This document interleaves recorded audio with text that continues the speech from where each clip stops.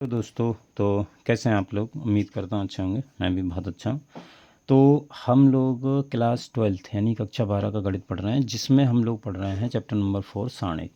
और सारणिक में आज हम पढ़ेंगे आव्यूह द्वारा रेखीय युगपत समीकरणों का हल, और जो सारणिक में मैं मानता हूँ कि सबसे ज़्यादा इम्पोर्टेंट है। ठीक है, ये अभी तो काम आएगा ही, लेकिन अगले भी बहुत ज़्यादा काम आएगा। तो ये most most most important topic है, इसको आप बहुत ध्यान से समझना। ठीक है, इसको किस प्रकार से हल करेंगे, क्या होता है, ठीक है, बहुत डिटेल से हम इसको पढ़ेंगे, क्योंकि इसका सवाल बोर्ड परीक्षा में भी एक आना ही आना है। तो उसको अगर आप ध्यान से करेंगे तो बोर्ड परीक्षा में भी हल हो जाएगा। ठीक है ना।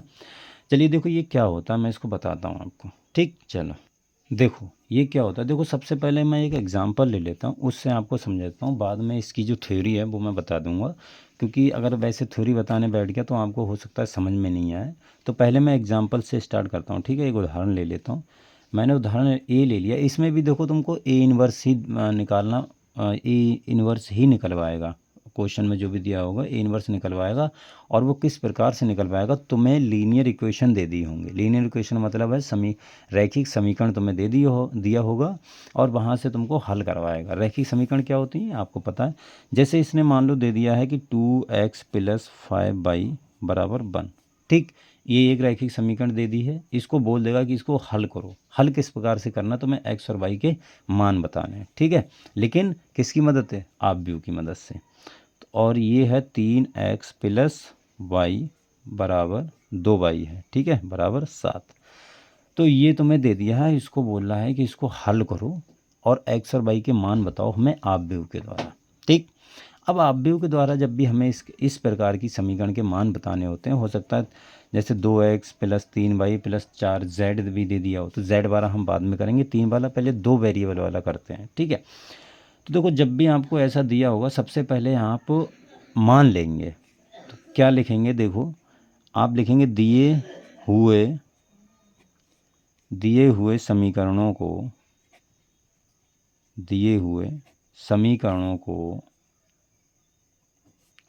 आव्यूह, दिए हुए समीकरणों का आव्यूह समीकरण। ठीक है, आव्यूह समीकरण। तो किस प्रकार से आपको मानना है वो आप ध्यान से समझिए। ऐसा जब भी आपको दिया हो, हमेशा आप ax = b मानेंगे, पहली चीज़। ठीक है, जब भी आपको ऐसी रेखीय समीकरण दी हो तो आप क्या करना, ax = b मानना। ठीक, अब देखो इनको आव्यूह के रूप में लिखो। ए का मान कहाँ से लिखेंगे और बी का मान कहाँ से लिखेंगे, वो आपको ध्यान में समझना है। तो देखो जो इधर साइड में दिया है ये वाला, तो जब आव्यूह का मान लिखेंगे तो देखो इसमें कितने वेरिएबल हैं, 2 हैं वेरिएबल, मतलब 2 चर हैं। तो अगर 2 चर होंगे तो आव्यूह तुम्हारा 2 × 2 का बनेगा। अगर 3 वेरिएबल होंगे तो जो ए आव्यूह है वो तुम्हारा 3 × 3 का बनेगा। यहाँ पर आव्यूह कितने हैं, 2 हैं। तो यहाँ पर जो वेरिएबल कितने, 2 हैं, तो आव्यूह कितने का बनेगा, 2 × 2 का। और किस प्रकार से बनेगा, देखो ए पहली एंट्री, जो पहली समीकरण है 2x का कॉफिशिएंट 2 आ जाएगा। दूसरी एंट्री में y का कॉफिशिएंट, तीसरी एंट्री में दूसरी वाली समीकरण से ये 3 आ जाएगा और ये 2 आ जाएगा। समझ में आ गया। ठीक है, a11 क्या होगा तुम्हारा, x का, पहली समीकरण में x का कॉफिशिएंट, a12 तुम्हारा होगा 5, यानी पहली समीकरण में y का कॉफिशिएंट यानी y का गुणांक। और a21 कहाँ से बनेगा, दूसरी समीकरण में x का गुणांक, ये 21 बन गया। a22 कहाँ से बनेगा, दूसरी समीकरण में y का गुणांक। इस प्रकार से आपको हमेशा a आव्यूह लिखना है। और x क्या लिखेंगे, x को आप लिख लोगे x और y, कितने पद हैं, कितने चर हैं, 2। तो यहाँ पर जो x आएगा वो x और y आ गया। क्लियर, बराबर। देखो b को क्या लिखेंगे, b तुम्हारा जो इधर साइड में लिखा हुआ होता है वो b होता है, तो 1 और 7। क्लियर, इसको आव्यूह के रूप में लिख लिया, समझ में आई बात। तो यहाँ पर जहाँ आप लिख देना, जहाँ a बराबर कितना है तुम्हारा, मैं डिटेल से बता रहा हूँ ये क्वेश्चन। ठीक है, 2 5 3 2, और b बराबर कितना है तुम्हारे पास में, 1 7, और x बराबर कितना है, ये तुम्हारा है x y। ठीक है जी, ये तुम्हारा x y है। अब तुमको इसको हल करना है, कैसे करके हल करना है। सबसे पहले आपको जो आव्यूह a दिया है इसका आपको निकालना है डिटर्मिनेंट। निकाल लो डिटर्मिनेंट, तो कितना हो जाएगा, तो 2 5 3 2, तो कितना हो गया देखो, ये आ गया तुम्हारा 4 माइनस का 15, तो कितना आ गया माइनस का 11। ये 0 के बराबर नहीं है। अब देखो 0 के बराबर नहीं है तो इसका मतलब है इसका हम इन्वर्स निकाल सकते हैं। ठीक, अब देखो जो आपव्यू दिया है तुम्हें, आपव्यू क्या दिया है, आपव्यू जो दिया है वो लिख देते हैं हम दोबारा, 2 5 3 2। इसका आपको सबसे पहले आपको इसके सैखंडज आपव्यू क्या कहते हैं उपसाणी निकालने, उसके बाद में सैखंडक, यानी कहने का मतलब सैखंडज आपव्यू निकालना है। तो सैखंडज आपव्यू निकालने के लिए क्या करना पड़ेगा, पहले उपसाणी निकालने पड़ेंगे। तो ए बन बन का उपसाणिक, तो ए बन बन का उपसाणिक क्या होगा, देखो जैसे मैं बता रहा हूँ वैसे ही करना है। ठीक है, उपसाणिक क्या होगा, ए बन बन का मतलब है इसका उपसाणिक, तो ये वाला गया, ये वाला गया, बचा कितना 2 बचा, तो ये इसका उपसाणिक आ गया। क्लियर, समझ में आई बात। देखो ए बन 2 का उपसाणिक क्या होगा, ए बन 2 का, तो देखो ये मैंने उपसाणिक निकाल दिए हैं। ए बन बन का उपसाणिक 2 हो गया, ये वाला गया, ये वाला बचा एलिमेंट। ए बन 2 का उपसाणिक ये गया, तो ये और ये बचा हुआ 3, वो उपसाणिक हो गया इसका। ए 2 1 ये वाला एलिमेंट, इस वाले एलिमेंट का उपसाणिक क्या हो गया, ये रो गया, ये कॉलम गया, बचा कितना 5, तो 5 हो गया। और ए 2 1 का उपसाणिक कितना हो गया, ये वाला रो गया और ये वाला कॉलम, तो बचा कितना 5, ये ए 2 1 का उपसाणिक आ गया। ए 2 2 का उपसाणिक क्या आएगा, ये वाला कॉलम गया, ये वाला रो गया, बचा कितना 2, तो ये 2 आ गया। ठीक, तो ये 2 2 का उपसाणिक हो गया। अब हमें क्या निकालने हैं, सैखंडज आपव्यू, सैखंडज, सैखंड, अभी सैखंडज नहीं, सैखंड। तो सैखंड क्या होता है, देखो ए आई जे बराबर क्या होता है बताओ, -1 की पावर आई प्लस जे, देखो ये मैंने बता रखा है, और एम आई जे।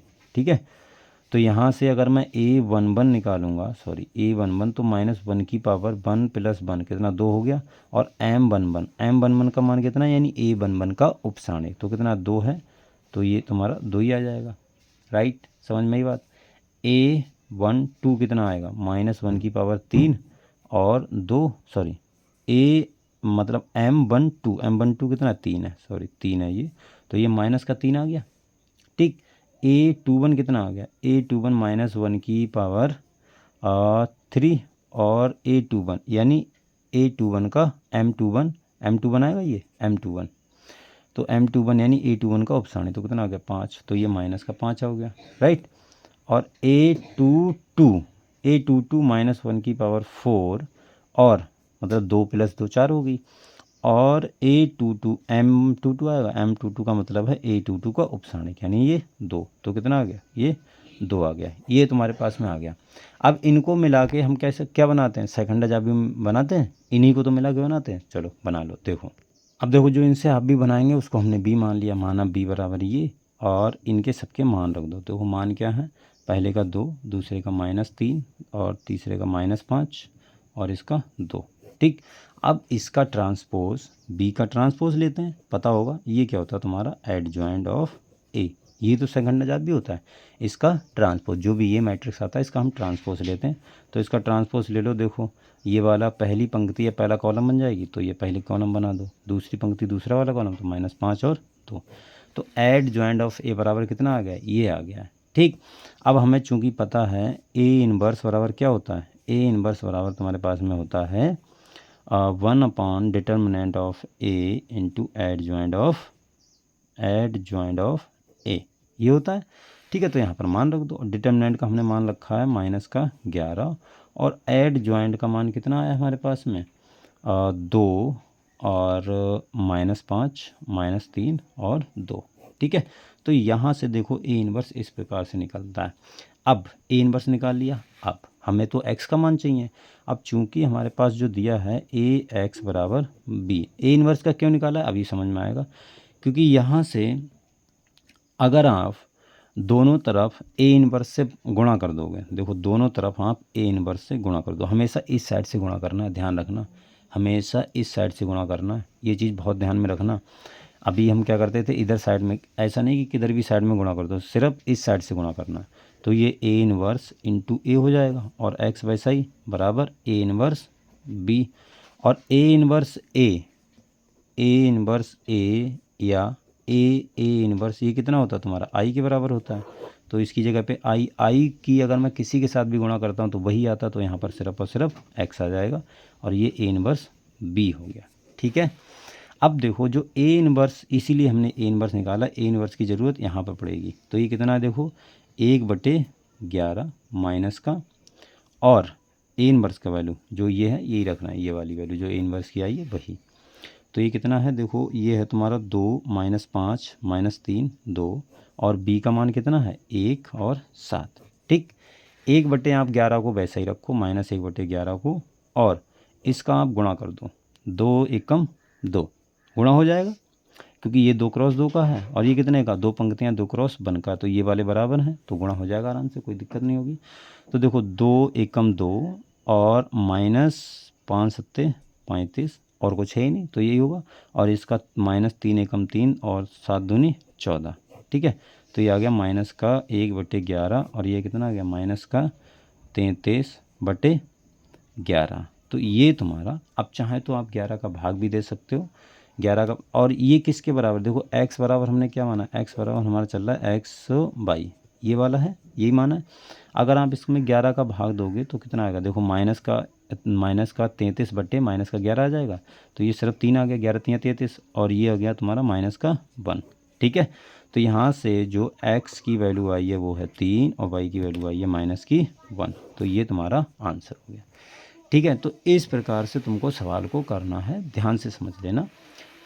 ठीक है, तो आई होप ये सवाल समझ में आ गया होगा, और नहीं समझ में आया तो कोई बात नहीं, अगले हम इसी प्रकार के और भी सवाल करेंगे, और अगर एक सवाल नहीं आया तो दूसरा नहीं आया, तीसरा, मतलब आ जाएंगे, टेंशन ना लो। ठीक है, तो आज के लिए इतना रखते हैं, तब तक के लिए आप इसको अच्छे से समझ लीजिएगा, नहीं आया समझ में तो दोबारा देख लीजिएगा। राइट, चलिए आज के लिए इतना ही रखते हैं, मिलते हैं अगली वीडियो में, तब तक के लिए बाय।